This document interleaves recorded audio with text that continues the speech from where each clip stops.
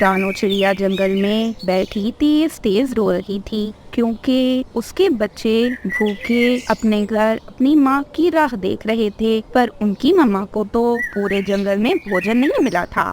मैं घर जाके अपने बच्चों को क्या दूंगी, वो भूखे हैं और भोजन पूरे जंगल में नहीं है। वो ऐसे रो रही थी कि अचानक से वहाँ एक परी आ जाती है।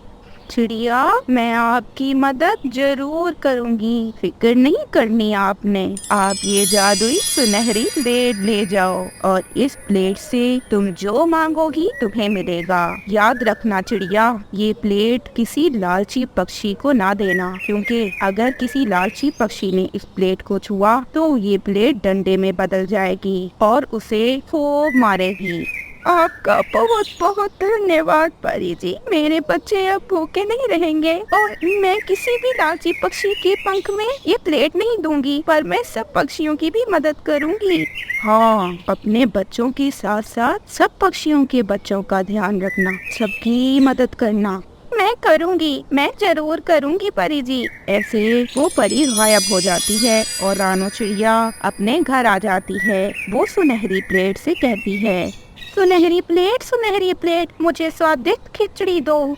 फौरन प्लेट में खिचड़ी आती है। रानो और उसके बच्चे खिचड़ी खा लेते हैं। खिचड़ी बहुत ज्यादा स्वादिष्ट थी। फिर रानो सभी पक्षियों को इकट्ठा करती है और सभी को उस जादुई सुनहरी प्लेट की मदद से मजेदार भोजन खिलवा देती है। शुक्रिया बहन, आपने हमारे बारे में इतना सोचा। गंदी आंखों वाले कबूतर जी, ये प्लेट सिर्फ चिड़िया की नहीं है, परी जी ने प्लेट ये हम सब पक्षियों के लिए भी दी है।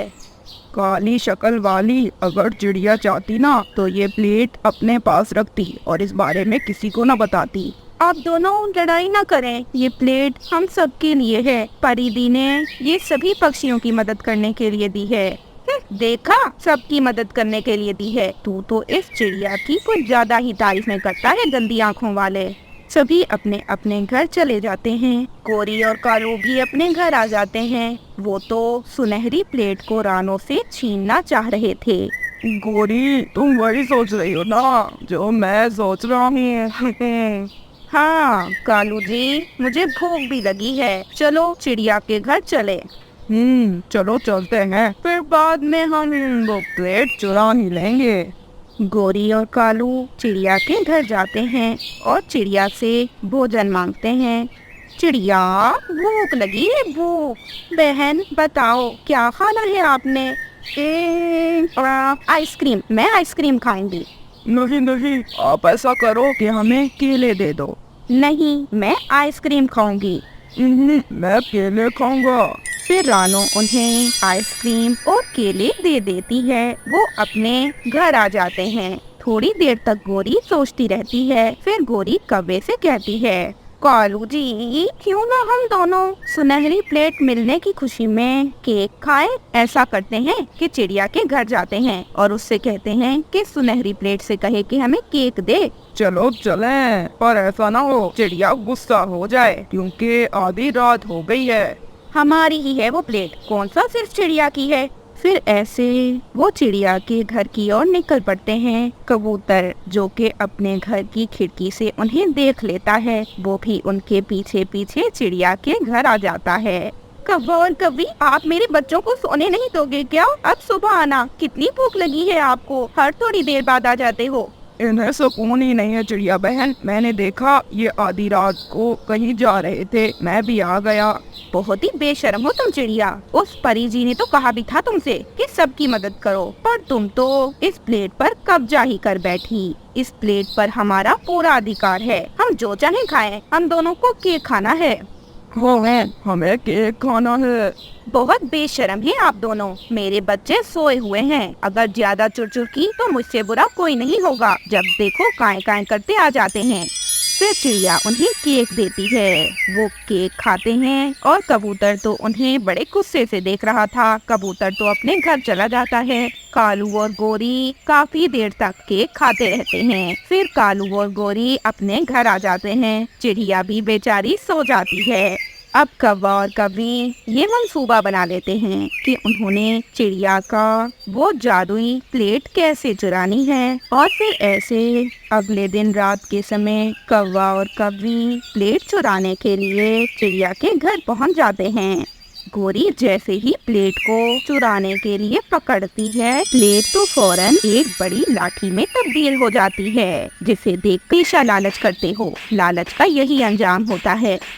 सुनहरी प्लेट ना बन लाठी, प्लीज इनको छोड़ दे, इनको छोड़ दे।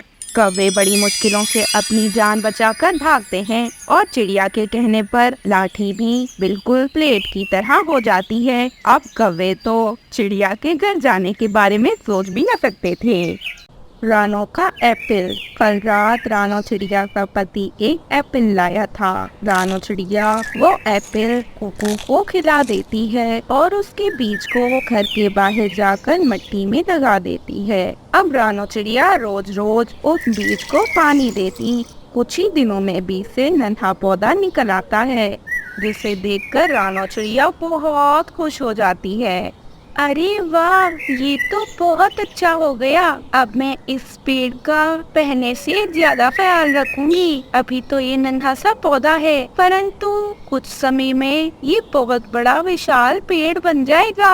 अब अगले दिन से रानो चिड़िया अपने बेटे को भी अपने साथ उस पेड़ के पास ले आती और दोनों उस नन्हे पेड़ को पानी देते।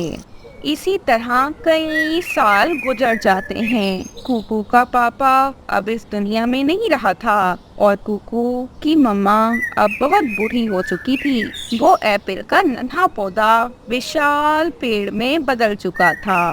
कुकू रोज उस पेड़ को पानी दिया करता था। अब तो उस पेड़ पर एप्पल भी लगने ही वाले थे। एक दिन कुकू अपने घर आता है तो उसकी माँ की तबीयत बहुत खराब थी। मम्मा क्या हुआ? आप ठीक नहीं लग रही। जी बेटा, मेरी तबीयत कुछ खराब है। पता नहीं क्यों मुझे सांस लेने में दिक्कत हो रही है और मुझसे ज्यादा उड़ा भी नहीं जा रहा। नन्नो फिर चलो ना, डॉक्टर के पास चलते हैं। फिर ऐसे दोनों माँ बेटा डॉक्टर के पास जाते हैं। डॉक्टर चील उन्हें देखकर कहती है, कुछ लाए हो या मुफ्त में इलाज करूं आप लोगों का? मेरे पास अभी तो पैसे नहीं है, जब हुए ना तो मैं दे दूंगा डॉक्टर जी।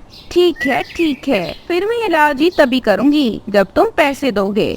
डॉक्टर जी, मेरी तबीयत बहुत खराब है, मुझे सांस लेने में दिक्कत हो रही है। आप कृपया करके मुझे कोई दवा दे दो जिससे मैं ठीक हो जाऊं। जैसे ही मैं ठीक हुई मैं किसी से पैसे देकर आपको दे दूंगी। जाओ चलो जाओ, अभी जब पैसे हो तो आना, मुफ्त में इलाज नहीं होता। फिर दोनों माँ बेटा दुखी होकर वहाँ से चले जाते हैं। कुकू अपनी मम्मा को अपने घर छोड़ता है और फिर कुकू कबूतर अंकल के घर की ओर निकल पड़ता है। तुम्हारी माँ ने जो एप्पल का पेड़ लगाया था बेटा, अब वो बड़ा हो गया है और उस पे फल भी लगे हुए हैं। तुम उस पेड़ से फल क्यों नहीं तोड़ते और बेचकर पैसा कमाते? मेरे पास तो कोई पैसा नहीं, अगर होता तो मैं तुम्हें जरूर दे देता। जी अंकल, आपने बहुत अच्छा किया जो मुझे बताया। मैं तो भूल ही गया था और मैं तो आज अपने एप्पल के पेड़ को पानी देने भी नहीं गया। मैं ऐसा ही करता हूँ। और फिर ऐसे कुकू उस पेड़ के पास जाता है। क्या मैं आपके सारे एप्पल तोड़ सकता हूँ? माँ बीमार है, मैं आपके एप्पल तोड़कर बेच दूंगा और जो पैसे मिलेंगे उनसे मैं अपनी माँ का इलाज करवाऊंगा। बच्चे, तुम तोड़ लो मेरे एप्पल, मगर गोरी नाम की एक कवि मुझे कल कह कर गई थी कि वो आज मेरे एप्पल तोड़ेगी और अगर मैंने उसे अपने एप्पल ना तोड़ने दिए तो वो मुझे काट देगी। वो कवि बहुत दुष्ट है, परंतु फिर भी तुम उससे कहना, हो सकता है वो तुम्हारी बात मान ले। अगर वो तुम्हारी बात मान गई तो तुम मेरे मेरे फल तोड़ लेना, लेकिन अगर वो तुम्हारी बात न माने तो मेरे फल ना तोड़ना, क्योंकि वरना वो मुझे काट देगी। वो बहुत गुस्सैल है। ये सुनकर कोको तो परेशान हो जाता है, क्योंकि कोको ये बात अच्छे से जानता था कि वो कवि कितनी दुष्ट है और वो कवि कभी भी कोको की बात नहीं मानेगी। चाचा पे, आप तो जानते हो कि मुझे फिलहाल एप्पल की कितनी जरूरत है। मैं एप्पल बेचूंगा तभी तो माँ का इलाज कराऊंगा ना, और वो कवि दुष्ट है, वो नहीं मानेगी मेरी बात। इतने में कुल्हाड़ा लिए वहाँ पर गोरी कवि भी आ जाती है। क्या कर रहे हो यहाँ लिटिल चिड़िया के लिटिल बच्चे, जाओ यहाँ से। फिलहाल मैं इस एप्पल के पेड़ के एप्पल तोड़ूंगी और शहर में ले जाकर बेचूंगी। मैं इसे अपने एप्पल देना चाहता हूँ, ना कि तुम्हें। तुम इस चिड़िया के बच्चे को दे दो ये एप्पल। ये गरीब है बेचारा, इसकी माँ बीमार है और मेरा ध्यान भी तो इसकी माँ ही रखती थी। जब से उसने मुझे यहाँ लगाया तब से वो हर रोज मुझे पानी देती थी, मेरा ख्याल रखती थी। प्लीज तुम ऐसा ना करो कभी। तुमने लगता है देखा नहीं मेरे पंख में क्या है। कुल्हाड़ा लाई हूँ मैं, क्योंकि मुझे पता था कि तुम मुझे इतनी आसानी से एप्पल नहीं तोड़ने दोगे। गोरी जबरदस्ती सारे एप्पल तोड़ लेती है और अपनी टोकरी में भर लेती है। कोको बेचारा ये सब देखकर जोर जोर से रोने लगता है। मुझे पैसे चाहिए अपनी माँ के इलाज के लिए। गोरी आंटी प्लीज मुझे ये एप्पल दे दे। मैं ये एप्पल बेच के अपनी माँ का इलाज करवा लूंगा। मेरी माँ की तबीयत बहुत खराब है, उनसे तो ज्यादा और नहीं हो रहा। कुकू को रोता देख पेड़ बहुत ज्यादा गुस्से में आ जाता है और वो गोरी कवि के सर में अपनी बड़ी शाख मारता है। गोरी तो फौरन से डर जाती है, उसे तो चोट भी आ गई थी। एप्पल का पेड़ गोरी को अपनी बड़ी शाख से लपेट लेता है और कुकू को वो सारे एप्पल्स दे देता है। कुकू बहुत खुश होता है और पेड़ का धन्यवाद करता है। थैंक यू, आपने मेरी बहुत मदद की। ये कभी दुष्ट है पेड़ जी, मैं आपको रोज इसी तरह से पानी देता रहूंगा जैसे मैं पहले दिया करता था। आप बहुत अच्छी हो, अगर आप ना होते तो क्या होता। Thank you. ऐसा कहते हुए कोको वो सारे एप्पल अपने साथ ले जाता है। गोरी तो चिल्लाती रह जाती है। कोको वो एप्पल बेचकर अपनी माँ को डॉक्टर के पास ले जाता है और उसे पैसे देता है और अपनी माँ का इलाज करवाता है। डॉक्टर रानो चिड़िया को दवा देती है और रानो कुछ देर में ही स्वस्थ हो जाती है। दूसरी ओर गोरी तो अब पेड़ से माफिया मांग रही थी, मगर पेड़ था कि उसे छोड़ नहीं रहा था। घमंड की सजा। आम का पेड़ और जामुन का पेड़ बिल्कुल आसपास ही थे। दोनों पेड़ बहुत हरे भरे थे और उन पर फल भी लगने ही वाले थे। पहले तो आम का पेड़ जामुन के पेड़ से बहुत अच्छा व्यवहार करता था, परंतु जब जामुन के पेड़ पर फल नहीं आया था तब आम के पेड़ पर फल लग चुके थे। अब आम का पेड़ बहुत ज्यादा सुंदर लग रहा था और उसके आम तो बहुत मीठे थे।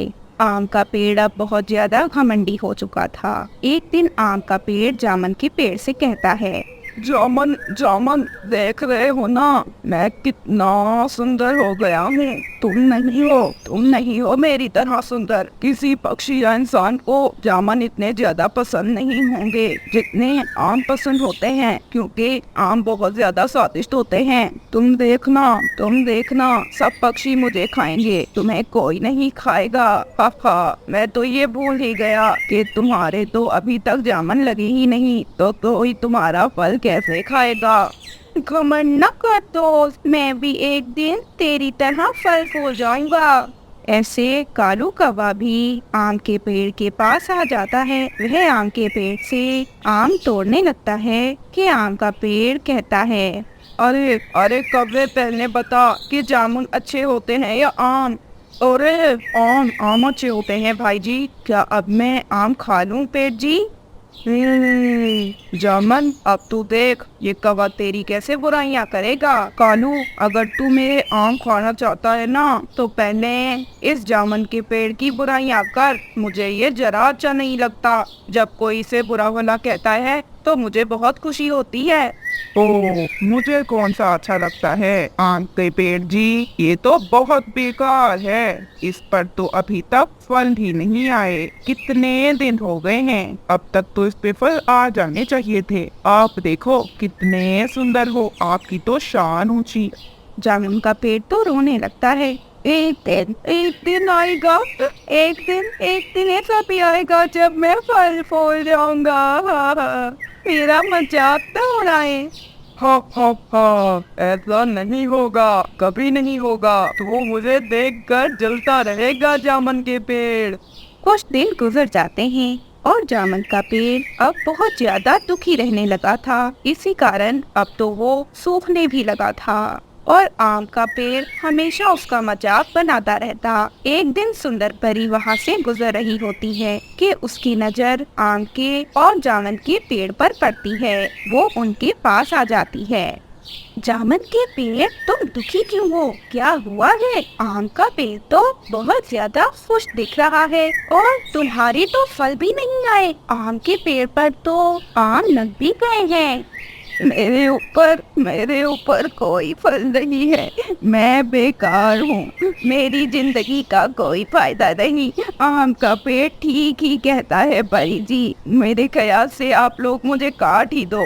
अरे तुम आम खाओ। आम, मेरे आम बहुत स्वादिष्ट हैं। इस बेकार से जामुन के पेड़ से बात न करो, वरना तुम्हें मैं अपने फल नहीं दूंगा। मुझे इस पेड़ से नफरत है। मुझे ये बहुत बुरा लगता है। तुम घमंडी हो और घमंडी पेड़ मुझे जरा पसंद नहीं। और फिर ऐसे परी अपनी छड़ी घुमाती है। परी छड़ी घुमाती है और तुरंत से जामुन के पेड़ पर जामुन लग जाते हैं। जामुन का पेड़ तो खुशी से पागल हो रहा था। अपन तो बहुत सुंदर हो गया। थैंक यू परी जी। ये सब देखकर आम का पेड़ तो जल जाता है। वो गुस्से में परी को अपनी शाख से मारता है। दुष्ट पेड़, तुझे तेरे घमंड की सजा मिलेगी। तुझे शर्म करनी चाहिए कि तू बेचारे इस मासूम से पेड़ पर इतना अत्याचार कर रहा है। और फिर गुस्से में परी आम के पेड़ को सूखे हुए आम के पेड़ में बदल देती है। आम का पेड़ तो जोर जोर से रोने लगता है। सॉरी, मुझे माफ कर दें, प्लीज ऐसा न करें। मैं नहीं चाहता ऐसे रहने। मैं माफी मांगता हूँ। जामुन के पेड़, मुझे माफ कर दो। जामुन के पेड़, मुझसे गलती हो गई। मैं नहीं करूँगा। मैं फिर कभी किसी के साथ ऐसा नहीं करूँगा। अब तुम ऐसे ही रहोगे। परी जी, इसको माफ कर दें। ये अब सुधर चुका है, अब ये ऐसा नहीं करेगा। इसे आखिरी मौका दे देते हैं। ठीक है, अगर तुम कहते हो तो मैं इसे माफ कर देती हूँ। फिर परी आम के पेड़ को पहले की तरह बना देती है। फिर ऐसे आम का पेड़ अब जामुन के पेड़ से लड़ाई नहीं करता था। दोनों पेड़ अब बहुत खुशी खुशी रह रहे थे। तो दोस्तों, कैसी लगी आपको हमारी आज की कहानी? हमें कमेंट सेक्शन में जरूर बताइएगा। और आपको जामुन पसंद है या आम, ये कमेंट करना बिल्कुल ना भूलिएगा। आपका बहुत बहुत धन्यवाद।